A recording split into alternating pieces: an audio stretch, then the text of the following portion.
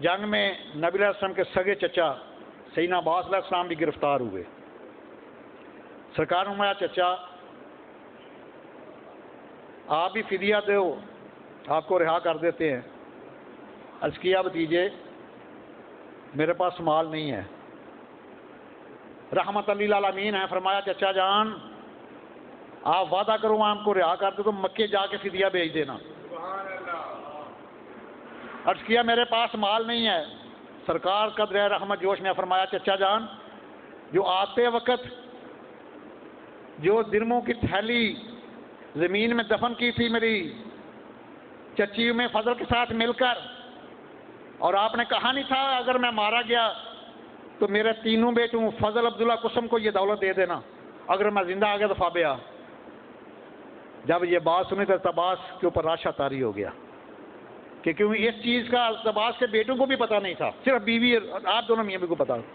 یہ سن کر ہنستے عباس پر راشا ہوا طاری، پیغمبر تو رکھتا ہے دلوں کی بھی خبرداری. اور کلمہ پڑھ کے مسلمان ہو گئے. ایمان ظاہر فتح مکہ کیا لیکن اس وقت ہی کلمہ پڑھ کے مسلمان ہو گئے تھے. یہ اپنے مقدر کی بات ہے نا. کوئی علم غیب کو دیکھ کر صحابی بن جاتا ہے اور کوئی علم غیب کا منکر ہو کر، یہ فیصلہ آپ نے کرنا ہے. میں نے حدیث بیان کر دی ہے، مسلم شریف اٹھا کے دیکھیں. یہ اپنے مقدر کی بات ہے. کوئی علم غیب کے اوپر ایمان لا کر صحابی بن جاتا ہے اور کوئی علم غیب کا منکر ہو کر. اس کے بعد ایک نوفل نامی بندہ تھا، اس سے کہا، اس نے کہا میرے پاس مال نہیں ہے. میرے آقا کریم نے فرمایا جدہ میں 1000 نیزے نہیں ہیں تیرے پاس، تیر نہیں ہے تیرے پاس؟ اس نے کہا کہ یہ بات تو میرے علاوہ کسی کو پتہ نہیں تھی. وہ بھی قدموں پہ گلا کرما پڑھ کے مسلمان ہو گیا اور 1000 نیزے اس نے بھیجے.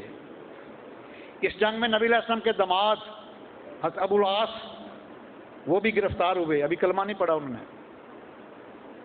آپ کی بیٹی سیدہ زینب سلام علیہا کے خامن، ان کی رہائی کے لیے سیدہ زینب سلام علیہا نے مکہ سے جو سونے کا ہار بھیجا نا، جب سرکار کی بارگاہ میں پیش کیا گیا، یہ ابو العاص کی زوجہ نے بھیجا رہائی کے لیے، وہ سرکار نے پہچان لیا یہ وہ ہار ہے جس بیٹی کی رخصتی کے وقت سیدہ خدیجہ الکبریٰ سلام علیہا نے ڈالا تھا. سرکار کے چشمانِ نبوت میں آنسو آ گئے، رکت طاری ہو گئی. فرمایا صحابہ یہ میری خدیجہ کے ہاتھ کا ہار ہے، اگر آپ مناسب سمجھو تو ہار واپس کر دیں، ابو العاص کو رہا کر دیں. کیا حضور جیسے آپ کا حکم. ان کو رہا کر دیا گیا اور 3 دن وہاں رہے بدر کے میدان میں آقا علیہ الصلوۃ والسلام. 3 دن کے بعد سوار ہو کر گئے جو بدر کا کنواں ہے نا جس میں 70 کافروں کی لاشیں پھینکی ہوئی تھی، اس کے اوپر کھڑے ہو کر میرے آقا کریم نے کلام فرمایا. یہ مدارج النبوت کی پہلی جلد صفحہ 131 کے اوپر بات موجود ہے. سرکار فرمایا او فلاں او فلاں او فلاں یہ بتاؤ کیا میرے اللہ کا اور میرا وعدہ سچا ہوا ہے کہ نہیں؟ اور میں نے اپنے اللہ کے وعدے کو سچا پایا. جب یہ بات سنی سیدنا فاروق اعظم رضی اللہ تعالیٰ عنہ کہتے ہیں یا رسول اللہ یہ بے جان لوگوں سے آپ گفتگو فرما رہے ہیں، یہ مردوں سے بات کر رہے ہیں. تو سرکار فرمایا کہ اے عمر ابن خطاب جیسے میری آواز کو آپ سنتے ہو ایسے یہ بھی سن رہے ہیں. تو حدیث سے پتہ چل گیا کہ اگر ایک کافر جو ہے آواز کو سن سکتا ہے تو مومن کیوں نہیں سن سکتا. 1955 کا کبھی نوائے وقت پڑھے نا، 1955 کا، لیکن وقت قلیل ہے پھر ادھر موضوع میرا رہ جائے گا. 70 کفار جب واصل جہنم ہوئے، 70 گرفتار ہو گئے. اس کے بعد اللہ سبحانہ نے ایک بڑا پیارا کلام نازل کیا قرآن مقدس میں. آج اس کو سچ کرنے کا پروگرام بن گیا. مَا وَكَمْ مِنْ فِيَةٍ قَلِيلَةٍ غَلَبَتْ فِيَةً كَثِيرَةً بِإِذْنِ اللَّهِ. اللہ تعالیٰ فرماتے ہیں کہ کتنی چھوٹی جماعتیں کتنی بڑی جماعتوں پر اللہ کے حکم سے غالب آ گئی. بھائی یہ مسجد والے حضرات بھی آ رہے ہیں. تو یہ اللہ کے فضل سے اور آپ کے تعاون سارا سلسلہ چلتا ہے. ان لوگوں کی تنہاؤں کا بھی معاملہ ہے.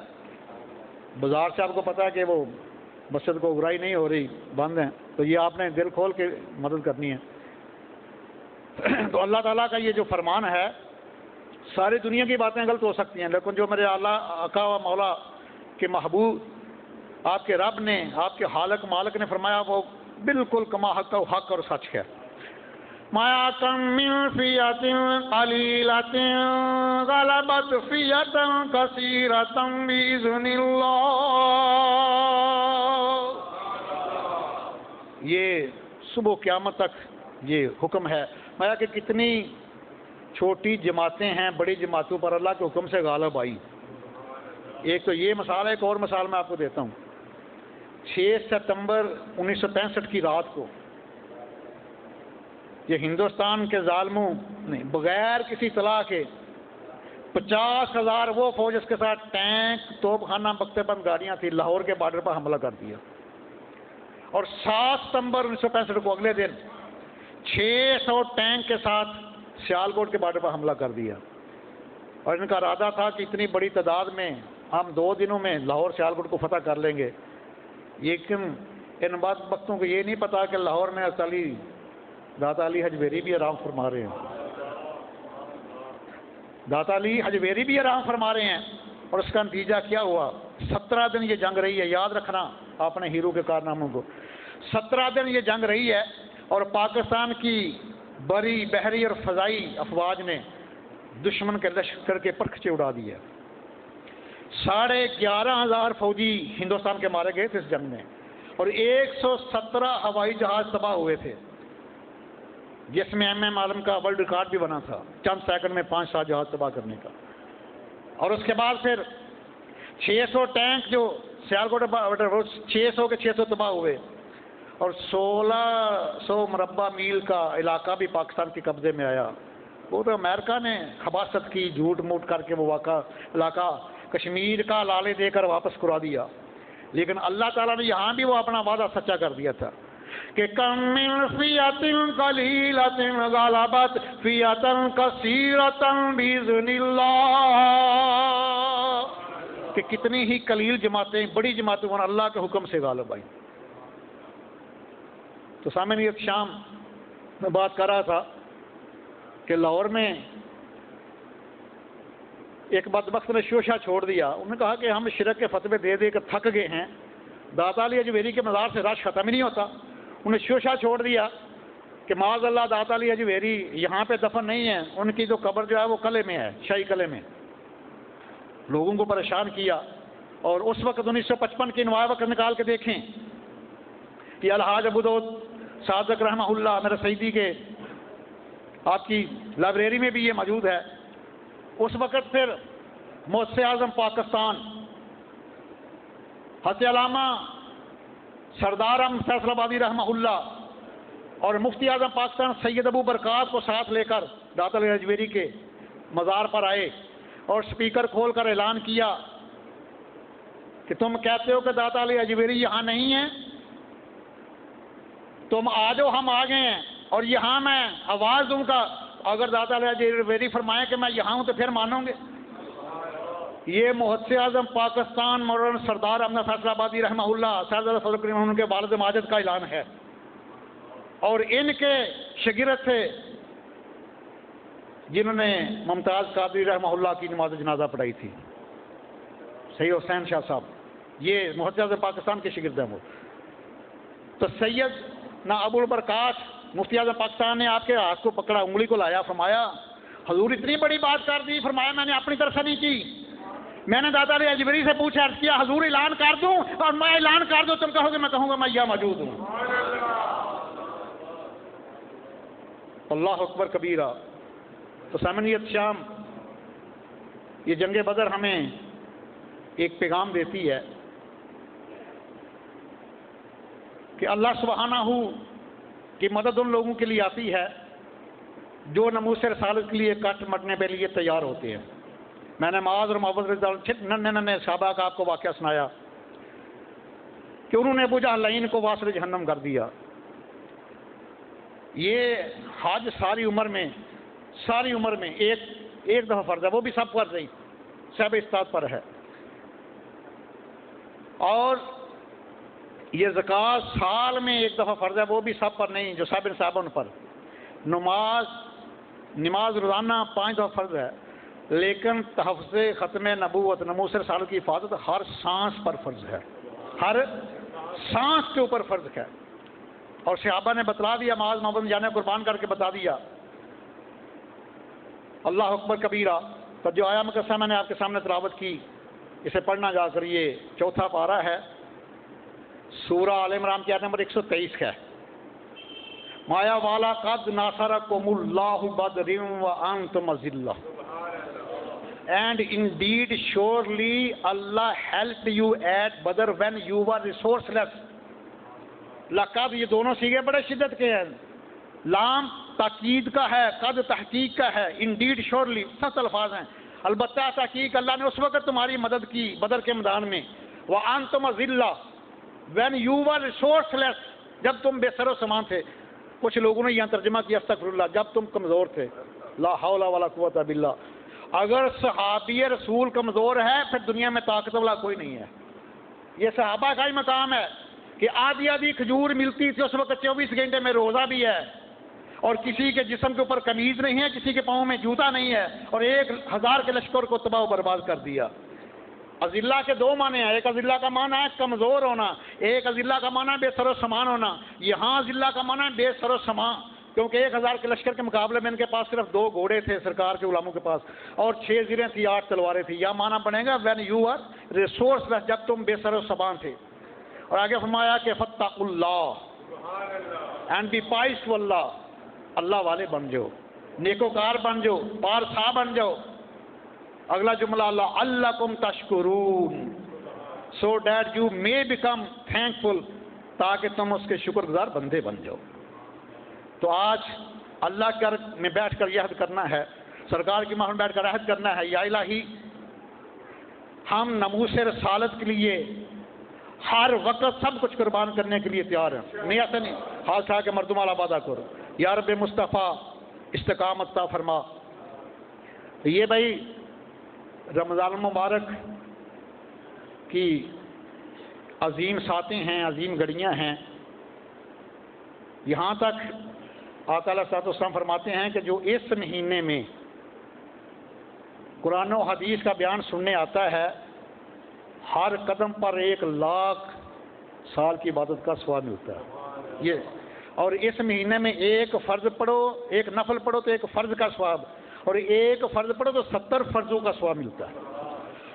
فرمایا کہ جو اس مہینے میں کسی کی حاجت پوری کرتا ہے اس کو 10 لاکھ حاجتیں پوری کرنے کا ثواب ملتا ہے. تو یہ مسجد والے انتظامیہ کی طرف سے اعلان ہے. پچھلے جمعے میں نے اپیل خود بھی کی تھی، کیونکہ انہوں نے کہا کہ تنخواہیں دینی ہیں اور بازار بھی بند ہے، مسجد کی برائی نہیں ہو سکی. اس لیے اس مہینے میں 70 گنا اجر اللہ سبحانہ و تعالیٰ فرماتے ہیں. تو آج جس اپنے فوت شدگان کی طرف سے، والدین کی طرف سے، نانی نانا دادی دادا، کوئی جو بھی آپ کے عزیز و اقربا دنیا سے چلے گئے ہیں، آج ان کی طرف سے اللہ کے گھر کی خدمت کرو. سب سے پہلے میں اپنے والدین مرحوم ان کی طرف سے یہ 500 روپے خدمت کرتا ہوں. آئیں بھائی، آئیں آگے.